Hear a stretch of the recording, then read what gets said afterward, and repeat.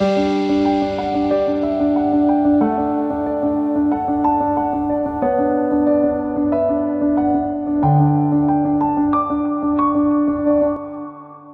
առավոտ սիրելի հեռուստադիտող, մենք դարձյալ եթերում ենք, ինչպես գիտեք, մեր հեռուստանախագիծը ունի մի քանի բաժիններ, մենք պարբերաբար անդրադառնում ենք հանրային առողջապահության մարտահրավերներին, մենք խոսում ենք բժշկագիտության մասին, մասնավորապես հիմնարար, կլինիկական գիտություն, փորձում ենք այն առաջ տանել մեր երկրում, լուսաբանել եւ իհարկե բոլորի սիրած ու թերևս հեռուստադիտողի համար ամենամատչելի, երբ խոսում ենք պրակտիկ բժշկական խնդիրներից, ախտորոշումներից եւ վիճակներից։ Այսօր մենք օրը նվիրում ենք, առավոտը նվիրում ենք ակնաբուժությանը, մասնավորապես խոսելու ենք գլաուկոմայի մասին։ Շատերը սարսափում են գլաուկոմա բառից, կարծելով, թե դա արդեն ինչ-որ վերջնական մի վիճակ է, որից չի կարելի դուրս գալ, բայց դա այդպես չէ, սա արդեն մենք կպարզենք առաջատար մասնագետներից մեկի հետ, մեր հանրապետության,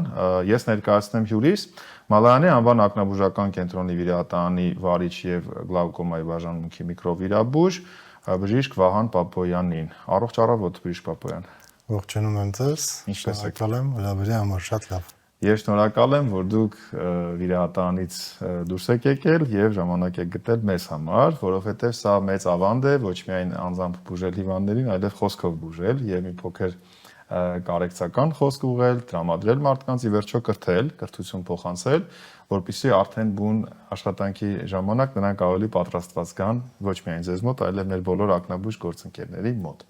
Փորձենք խոսել գլաուկոմայի մասին, ես կարծում եմ, որ մենք թեման այսպես կանվանենք գլաուկոմայի ախտորոշման եւ բուժման արդի ընկալումները։ Ինչու արդի ընկալումները, որովհետեւ մեծ քայլերով կարծում եմ այդ թվում ակնաբուժությունը առաջ է շարժվում եւ 1 կամ 5 տարի առաջվա տեղեկատվությունը գուցե այսօր արդեն փոխված լինի։ Խնդրեմ, բեմահարթակն ինչպես ասում են, ձերն է ներկայացրեք այս հիվանդությունը։ Շնորհակալ եմ նաև այս ընձեռված հնարավորության համար, որովհետև գլաուկոմայի համար նաև շատ կարևոր են այս հանդիպումները եւ նաև տեղեկացնումը մեր բուժառուներին, թե ինչի վրա իրենք ուշադրություն դարձնեն, դա շատ կարևոր է, որովհետև ինչպես դուք նշեցիք, գլաուկոմայի ժամանակ ամենակարևորը ժամանակին դիմելն է եւ այո շատ ճիշտ եք ասում գլաուկոման ներկապային դատավճիռ չի վերջնական ուղղակի խնդիրը այն է որ ցավոք սրտի երբեմն դեպքեր են լինում երբ որ մեզ մոտ գալիս են արդեն ամենավերջին ստադիայում երբ տեսողական նյարդի ամբողջությամբ կորուստ է լինում դա ցավոք սրտի այո դա այդ ստադիայում արդեն մենք ոչինչ չենք կարող անել բայց պետք է դրան չհասցնել դրան չհասցնելու համար շատ կարևոր է ամեն ինչ ժամանակին անել նախ մի երկու բառով ուզում եմ ներկայացնեմ որպեսզի մեր հեռուստադիտողներն էլ իմանան ինչ է իրենից ներկայացում գլաուկոման որովհետև շատերը գլաուկոման շփոթում են ներակնային ճնշման բարձրացման հետ իրականում դրանք համարժեք բաներ չեն Իհարկե գլաուկոմայի ժամանակ այո հիմնականում ներակնային ճնշման բարձրացմամբ է այն ուղեկցվում բայց լինում են դեպքեր եւ ներակնային ճնշումը բարձր է բայց գլաուկոմա չի դա արդեն կոչվում է ակնային հիպերտենզիա եւ հակառակը լինում են դեպքեր եւ աչքի ճնշումը նորմալ է բայց բուժառուի մոտ կա գլաուկոմա Այսպեսով շատ կարևոր է ոչ միայն ներակնային ճնշման չափումը, այլ կարևոր է անպայման նաև ակնաբուժի կողմից ակնահատակի զննումը եւ ամենակարևորը տեսողական նյարդի վիճակը գնահատելը, որտեվ գլաուկոման դա տեսողական նյարդի հիվանդություն է։ Եթե չկա տեսողական նյարդի վնասում, չի կարող լինել գլաուկոմա։ Այդ միանգամից հասկանանք, որովհետև դա շատ կարևոր է։ Հիմա ինչ պետք է ուշադրություն դարձնել, ինչ պետք է սկսել, նախ ցավոք սրտի գլաուկոման չի ճանաչում տարիք։ Սկսած ցավոք սրտի նորածնային ներողություն տարիքից մինչև մեծահասակների մոտ գլաուկոման հնարավոր է լինի եւ պատանեկան շրջանում դրանք իհարկե տարբեր անվանումներով են հանդես գալիս, տարբեր տեսակներ են, բայց պետք է հասկանալ, որ այո, սկսած նորածնային շրջանից ցավոք սրտի գլաուկոման հնարավոր է լինի։ Երեխաների դեպքում ծնողները հիմնականում շատ ուշադիր են եւ ցանկացած ինչ որ խնդրի դեպքում տեսնում են որ երեխայի մոտ կամ աչքի չափերի տարբերություն կա կամ ջորարցուն քաոսություն ինչ որ անհանգստություն միանգամից դիմում են տեսնում ենք եւ ախտորոշվում է ավելի դժվար է պատանեկան շրջանի այսպես կոչված յուվենիլ գլաուկոման ախտորոշելը եւ մեծահասակների մոտ որտեւ այն հիմնականում ինչն է իր խնդիրը որ հատկապես սկզբնական շրջանում ինքը ունի թերևս ոչ մի կլինիկա կարող է հանդես գալ առանց որևիցե կլինիկական նշանների Ինչը տեղի ունենում, երբ սկսում է տեսողական նյարդի վնասումը, սկսում է տեսադաշտում փոփոխություններ, եւ կենտրոնական տեսողությունը երկար ժամանակ բուժառուի մոտ լինում է նորմալ։ Այդ պատճառով նա չի կասկածում, որ ունի խնդիր, եւ ներակնային ճնշման բարձրացումը որևիցե ձև, եթե այն շատ բարձր չի, որևիցե սիմպտոմ չի առաջացնում եւ ցավոք սրտի բուժառուն չի իմանում, որ ինքը խնդիր ունի։ Այդ շրջանում շատ կարևոր են զննումները, բարբերաբար, հա, պրոֆիլակտիկ զննումները եւ ինչպես նշեցի, ոչ միայն ներակնային ճնշման չափումը, այլ նաեւ անպայման ակնահատակի զննումը։ Իհարկե հիմնական տարածված տեսակը, այսպես կոչված առաջնային գլաուկոմայի տեսակը լինում է 50-անց տարիքում, ավելի վտանգավոր են այդ տարիքը եւ 50-անց տարիքում բուժառուները պետք է պարտադիր անցնեն սկրինինգային, այսինքն անպայման պրոֆիլակտիկ զննում անցնեն եւ չափեն եւ ներակնային ճնշումը եւ անպայման աչքի հատակի եւ տեսողական նյարդի վիճակը գնահատվեն։ Ինչպես դուք նշեցիք, այո, գլաուկոման ներկայումս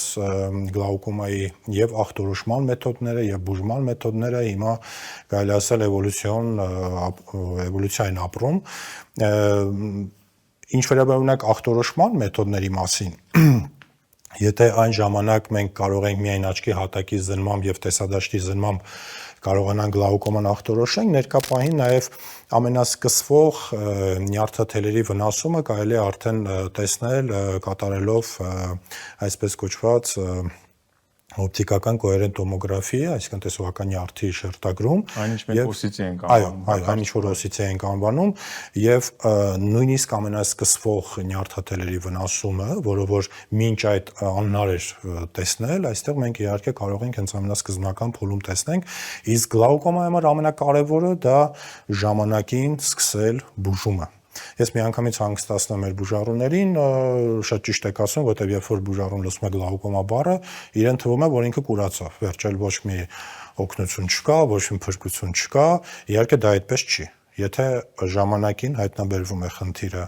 եւ բուժառուն լինում է մշտապես բժշկի հսկողության տակ, ես վստահեցնում եմ ձեզ, չի կարող բուժառուն կուրանալ։ Այո, եթե լինում են դեպքեր, երբ որ գալիս են ցավոք սրտի բժշկի մոտ, արդեն տերմինալ ստադիայում, այսինքն երբ որ տեսողական նյարդը ամբողջությամբ վնասված է եւ ինչ որտեղ իրենց թվում է, որ դա այսպես կոչված ժողովրդի մեջ ասած փառ է, կատարակտան է, որ հեսա հարևանը վիրահատվել է եւ արդեն ինքը լավ տեսնում է, այսինքն ինքն է կգնա, կվիրահատվի ու լավ կտեսնի, գալիս է ցավոք սրտի պարզվում է ոչ մի փառել չկա, ոչ մի կատարակտա էլ չկա, այլ խնդիրը գլաուկոման է, ծայրահեղ աստիճանի, նյարդը վնասված, այդ դեպքում այո, տեսողական նյարդը վերականգնել անհնարին է։ Բայց ժամանակին ախտորոշված, նոր սկսվող վիճակներում ախտորոշված գլաուկոմաները, նորից եմ ասում, դա բուժվող է, հատկապես հիմա բավականին մեծ բուժման սխեմաներ կան եւ մեթոդներ կան, այնպես որ ուղղակի պետք է ժամանակին անել ամեն ինչ եւ գլաուկոման ինքը բուժող հիվանդություն է։ Ամբողջությամբ համամիտ եմ ձեզ հետ եւ կարծում եմ, որ այստեղ նաեւ սկրինինգային հետազոտությունները պետք է եւ կարող են իրենց ուրույն դերը ունենալ։ Ես գուցե այդքան մի պահ ինչ որ բաց եմ թողել, բայց կա հանրապետությունում տեսողության սրության կամ հանրապես ակնաբուժական սկրինինգներ կան տարիքային խմբերի համար, որոնք պետական մակարդակով ներդրված են, թե դարձյալ մենք ապավինում ենք պացիենտների գանգատներին կամ իրենց նախաձեռնությանը։ Հիմնական իհարկե պացիենտների գանգատներն են, այստեղ շատ կարևորվում է առաջնային օղակը, երբ բուժառուն խնդիր է ունենում եւ դիմում է պոլիկլինիկաներ եւ ես կարող եմ ուրախությամբ նշել, որ մեր պոլիկլինիկայի մասնագետները բավականին փորձառու են, բավականին բանիմաց են եւ իրենք հենց սկսվող этаպում տեսնում են, որ խնդիր կա եւ արդեն ուղղորդում են ավելի մասնագիտացված կենտրոններ եւ այդ սկզբնական շրջանում տեսնելը եւ ուղղորդումը դա փրկություն է տվյալ բուժառուների համար եւ ես ուզում հատուկ շնորհակալություն ասեմ այդ ուղղակի մասնագետներին, որոնց դերը շատ կարեւորվում է, որտեղ հիմնականում բուժառուն երբ որ ինչ որ չնչին խնդիր է ունենում, բնականաբար ինքը չի վազում դեպի լուրջ մասնագիտացված կենտրոն, այդ դիմում է իր ամբուլատորիա կամ պոլիկլինիկա եւ այստեղ արդեն շատ կարեւոր է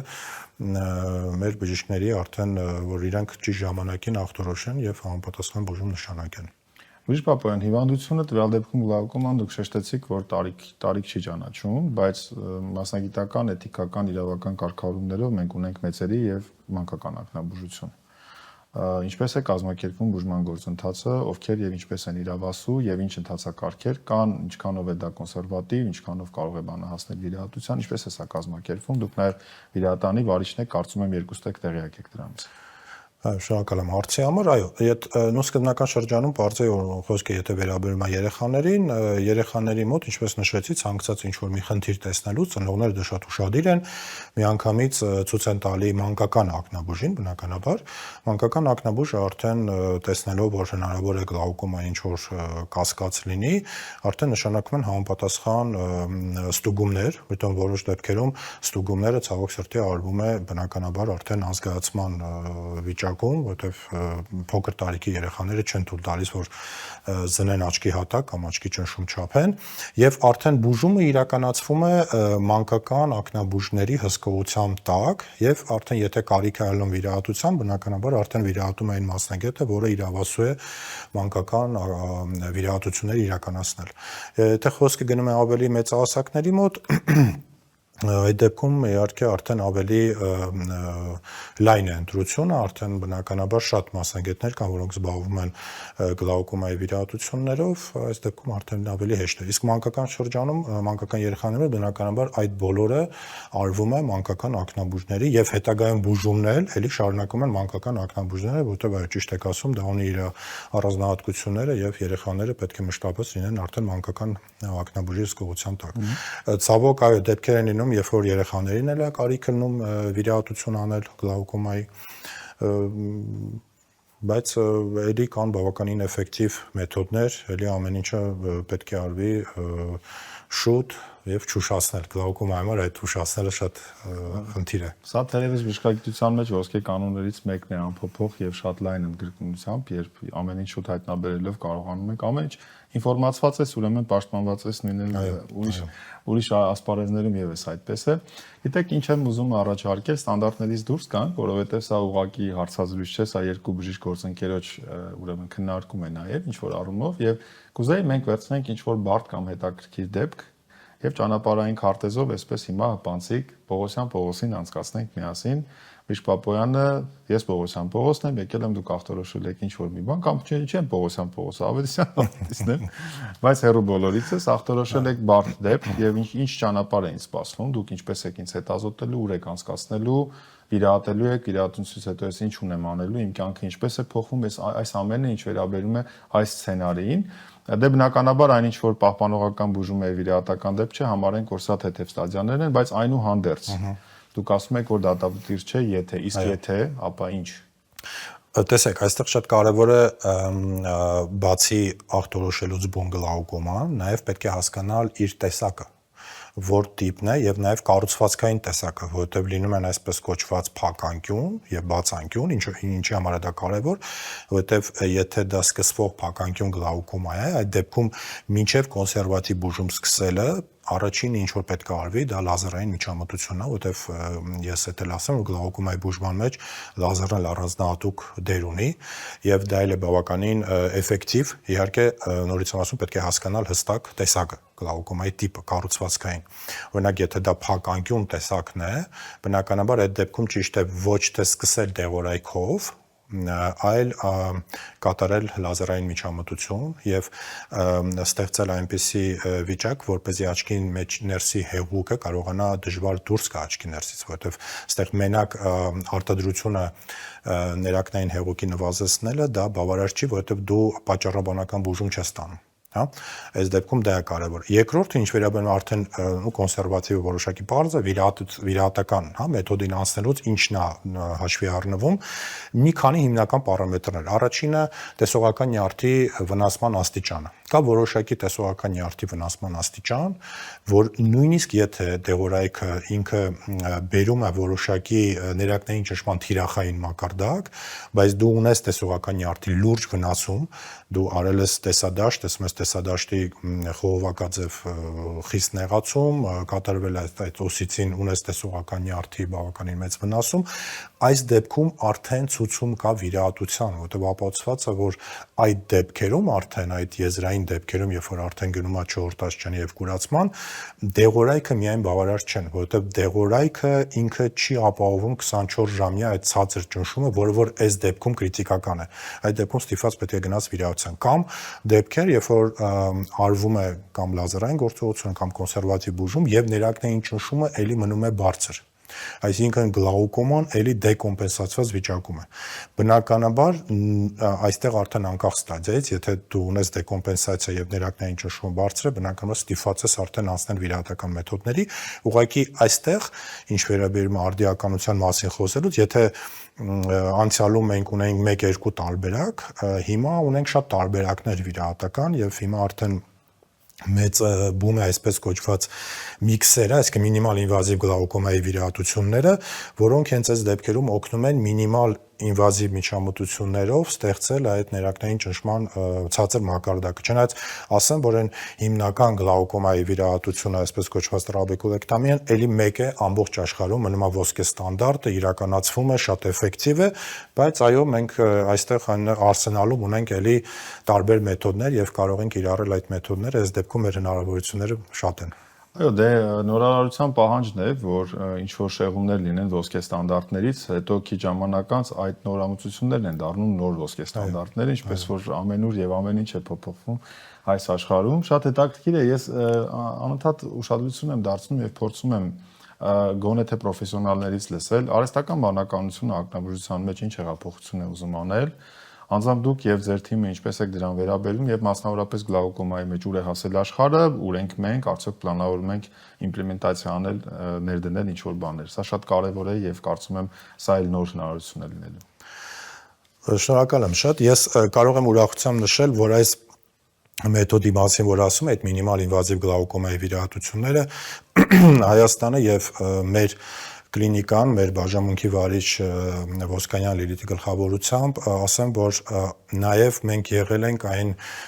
սկզբնական այն հիմքում, երբ որ ստեղծվել են այդ մինիմալ ինվազիվ գլաուկոմայի վիրահատությունները եւ մեր կլինիկայում դեռ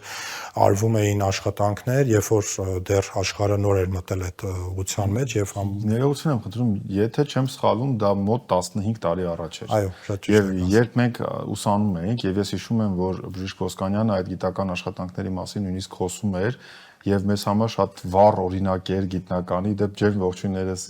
մեր ամբողջ թիմի անունից, ընդհանրապես այն բոլոր սերունդների անունից դուք կրթել եք եւ առանց որևէ, չգիտեմ, ավելորդությունների եւ չափազանցությունների դուք հնչեղ անուն ունեք եւ դուք դա արել եք։ Ես հիշում եմ այդ երբ որ նա խոսում էր, որ ասում էր սա ապագան է։ Եվ հիմա փաստորեն ես չեմ զգացել ինչպես են անցել։ Իմ բախտից ես հենց երբ նոր մտա այդ կլինիկա, ինձ բախտ վիճակվեց հենց լինել ուսուցիչ Ոսկանյանի աշակերտը եւ հենց այդ աշխատանքներին մասնակցել։ Ես անկեղծ հիշում եմ այդ գիտական հրապարակումները, կարծեմ բավականին լուրջ իմպակտ վարդում։ Բավականին լուրջ ու ես իդեպ ասեմ, որ կներեք, որ ընդհատում եմ, բայց օրինակ եթե միջազգային ասպարեզում ասվում է միքս կամ այսպես կոչված ստենդեր ու ասվում է Ոսկանյան ու ասվում է Մալայան կենտրոն, արդեն բոլորը գիտեն, բոլորը տեղյակ են, որովհետև հիմքում ենք եղել եւ այդ աշխատանքները կատարվել են։ Դրա համար դա իրոք շատ մենք դրանով շատ ապարտանում ենք։ Խոսում ենք խորհրդային բժշկության անցումից, տարատեսակ եւ նա հստակ տեսլական ուներ ու ես հիմա հենց նոր ինձ բռնեցի այն մտքի վրա, որ ես դա լսել եմ ու հիշում եմ ու ինչքան հաճելի է, որ դուք հիմա դա կյանքի եք կոչել ու կիրառում եք ամենօրյա պրակտիկայում։ Հասկանում եք, ընդհանրապես երևի թե քննարկումները սրանով են նաև գեղեցիկ, որ մենք կարողանում ենք հիշողություններով ու անձնական այս տպավորություններով փոխանակվել։ Ես ներողություն եմ խնդրում, որ ընդհատեցի, բայց տեղին էր եւ եւս մեկ անգամ ողջունենք Տիկին Ոսկանյանին եւ ձեր ընդհանրապես բոլոր ռեզիդենտներին, ամբողջ թիմին։ Դուք շարունակեք, ուրիշ ինչ նորարարություն կար AI մասով չմոռանաք։ Իդեպ AI մասին խոսելով, ես ասեմ, որ հիմա մենք ծրագիր ունենք, ելի մեր բաժանմունքին է վստահված այդ AI-ի հետ կապված որոշակի մոտեցումներ դրսից ուզում են մեր կլինիկայի հետ համագործակցեն, թեկուզ ինչ որ նույնիսկ արդեն գործածել են նրան, որ որոշակի վիրահատական միջամտություններ իրականացնեն։ Դա իհարկե անխուսափելի է։ Ես կարծում եմ դա միանշանակ մտնելու է մեր կյանք։ Ուղղակի պետք է այդ ամեն ինչը շատ համահունչ արվի, հա, պետք է ոչ գերագնահատել դա, ոչ թերագնահատել դա, այլ ուղղակի այնպես անել, որ այդ արհեստական տնտեսական բանականությունը մեզ ավելի օգնի, որպեսզի մենք բուժառուներին մաքսիմալ որակի բուժում տանք։ Այո,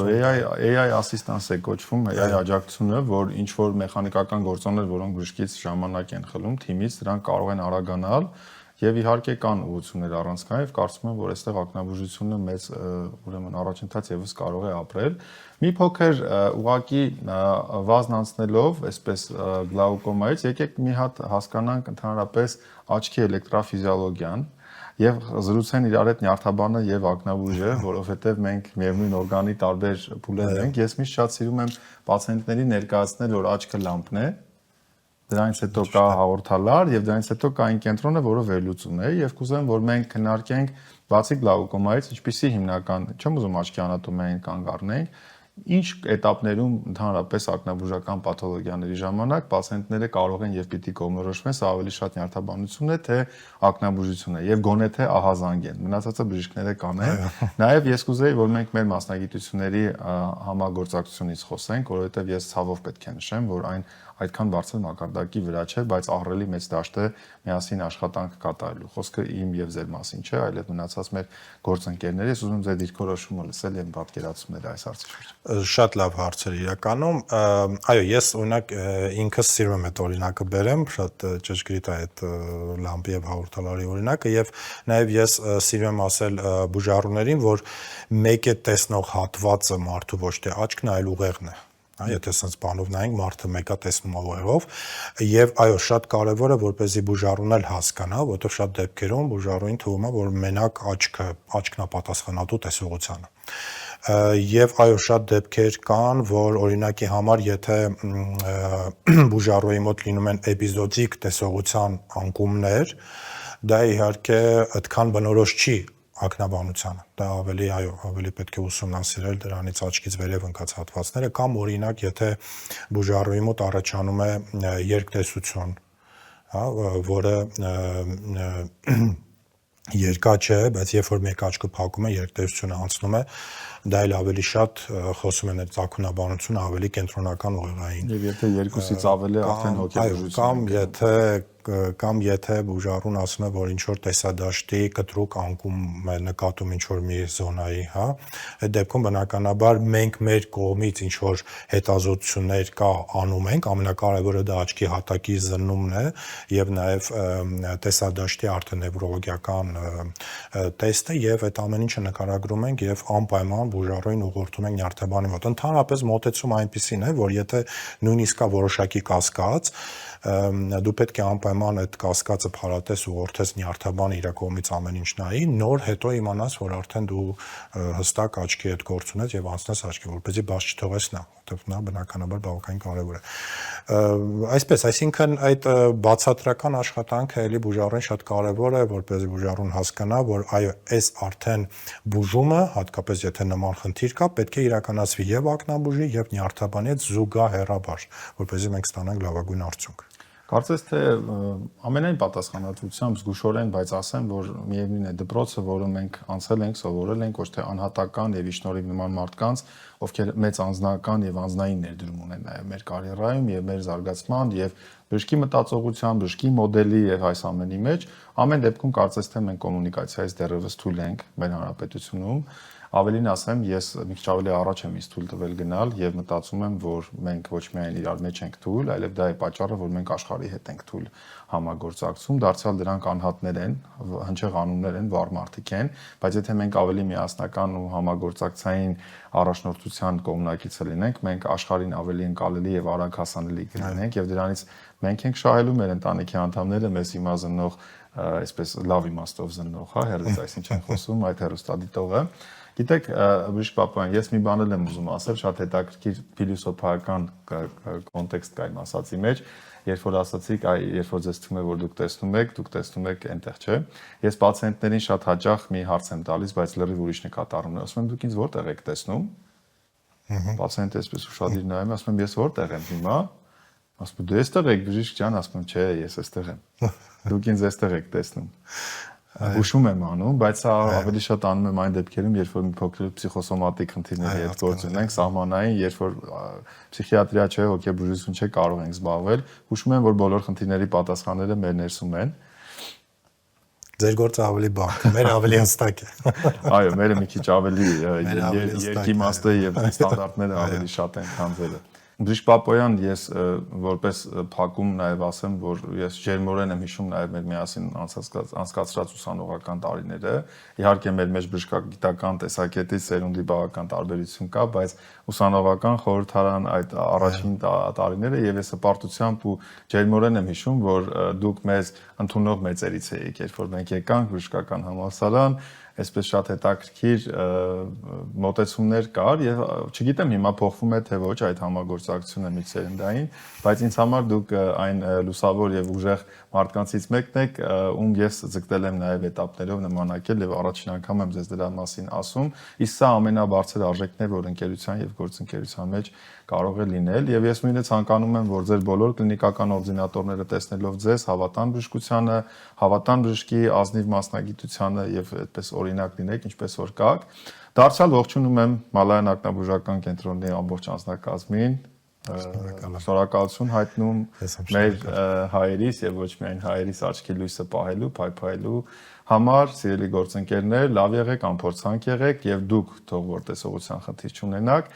Սիրելի բժիշկ Պապոյան, ձեզ բարի ընթացք ձեր վիրահատաններում եւ հետազոտական կաբինետներում, որ բոլոր պացիենտները լինեն ապաքինված, շատ շնորհակալ եմ այս ժամանակի համար եւ մեր զրույցի համար։ Ես էլ եմ շնորհակալ ու շատ մեծ գործ եք անում, դες էլ բարի ընթացք, շատ շնորհակալ եմ ինձ համար։ Սիրելի հեռուստադիտող, դուք մեզ հաղորդակից դարձաք, ինչը ամենամեծ գնահատականն է, եթե ամբողջ ընթացքում մնացել եք մեզ հետ, մենք շուտով կհանդիպենք, առողջ եղեք։